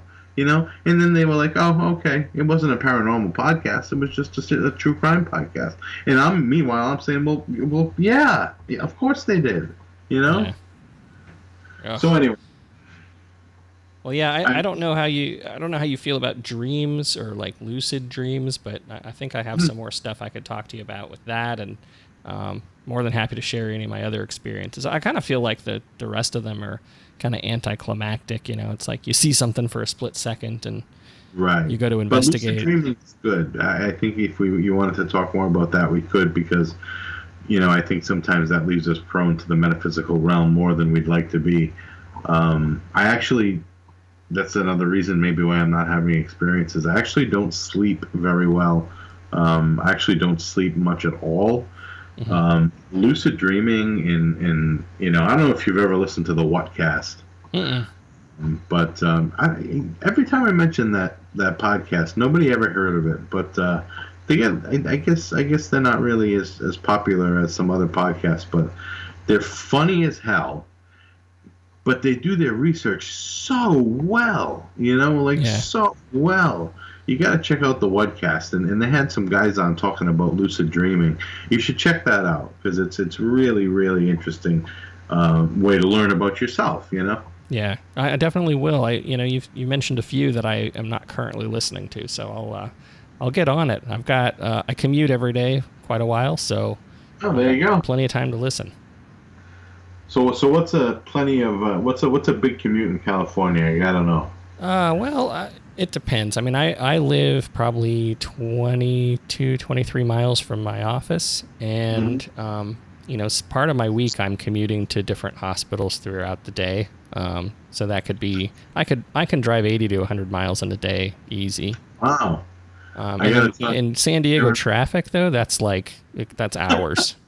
Really? Yeah. I got to tell you, here in Rhode Island, if you go more than 10 minutes, people want to pack a lunch. It's ridiculous. Oh, wow. It's the smallest state in the friggin' union. People drive 10 minutes, and they're like, oh, my God. I wish my commute was 10 minutes. But then I probably wouldn't have time to listen to all this great stuff. Well, yeah, or see crazy things on streetlights. That's right. Wouldn't even be here if I had a smaller commute. There you go. Well, John, thank you so much for chatting with me. And thank you, too. That was awesome. I had a lot of fun. Anytime, man. Seriously. All right. Well, do you have any idea when your book's going to come out, or you still kind of putting the big pieces together? I got to put I wrote the history, but I put the big pieces together. I just had a huge thing fall in my lap. We're going to talk about it on Shannon's show in August, but I'll give you a little brief thing right now. Padre Pio, I don't know if you ever heard of him. Yes. The famous stigmatist who was beaten in his cell every night by the devil. Yeah. My family has his gloves. in my family. How'd they get that? My mother's uncle in Italy was an artist and a poet, and he knew Padre Pio, and he was from a small town in Italy. And when Pio died, he gave him the gloves that he used to wear, because his wounds never healed. Pio's, they were always seeping and they were always bloodied. And when he died, he gave them to his sister, and his sister gave them to his kids. So they're in my family in Rome somewhere, these gloves that Padre Pio wore. And I'm thinking of starting a Kickstarter to get out there, because I gotta see these things. I want one. Yeah, absolutely. I mean, come on. I mean, so we're going to talk a lot more about the stigmata on her show next, and then we're going to do a little demon tarot card readings. But so you should check that one out too. Yeah, I definitely will. I love Shannon's show. She's really cool. She's always been very nice. So yeah, anything I can do to support her show, man, I'm all over. Me too. I wish I could do more, but I'm doing what I can. So the fact that I've been going on 3 times now seems like she likes me, so that's good. Yeah, if you keep getting asked back, then something's going well. That's good. You know, I haven't had anybody scream at me yet on Facebook, so I'm sure that'll come. I think eventually we all get the trolls and the naysayers, but hopefully it won't be too bad. Especially the devil worshippers. Sometimes they really want them to be mean. Oh, yeah. I bet. I haven't had any run-ins with them yet, so I'll... Yeah, they're he's not mean. All right, John. Anyway, thank you so much again, and you have a great night. I'll be following up with you soon. All right, that's great. I really appreciate your time. I do. Thank you. Thanks a lot. You have a good one. You too. Take care. Well, I hope you've enjoyed this conversation with Jon-Paul Capece. I'll link to his Facebook page in my show notes, as well as the other interviews mentioned in this episode. I'm going to be trying some new things in the upcoming weeks that include some mini episodes and some updates between my regularly scheduled interviews every 2 weeks. I'll also be announcing a very special giveaway shortly, so make sure you're subscribed and you don't want to miss that. Thank you so much for listening, everyone. Have a great week.